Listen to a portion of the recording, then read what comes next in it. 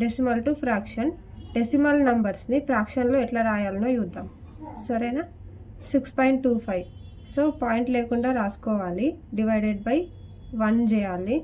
So point పక్కన ఎన్ని numbers ఉన్నాయి, 2 నంబర్స్ ఉన్నాయి కాబట్టి 2 zeros వేసుకోవాలి.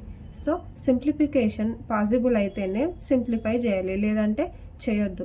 సేమ్ టేబుల్లో మనకు క్యాన్సల్ అయితేనే సింప్లిఫికేషన్ చేయాలి, లేదంటే చేయొద్దు, ఓకేనా.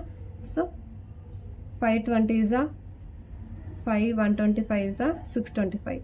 So 5 4 is 20, 5 2 is 10, 5 5 is 25. So మనకి 25 డివైడెడ్ బై 4. సో ఈ ఫ్రాక్షన్ వాల్యూ చూస్తే మళ్ళీ మనకు 6.25 వస్తుంది, ఓకేనా. 2.75. ఫస్ట్ ఏం చేయాలి, పాయింట్ లేకుండా నంబర్ రాసుకోవాలి.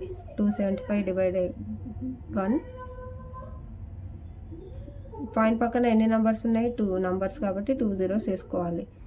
So 520 is 5 5 is 25, 5 5 is 25, 5 4 is 20, 5 11 is. So మనకి 11/4, 1.62. పాయింట్ లేకుండా రాసుకోవాలి. 162 డివైడెడ్ బై పాయింట్ పక్కన మనకి ఎన్ని నెంబర్స్ ఉన్నాయి, 2 నంబర్స్ కాబట్టి 2 zeros వేసుకోవాలి. So 250 is 2 8 is 16, 2 1 is 2. So మనకి 81/50, ఓకేనా.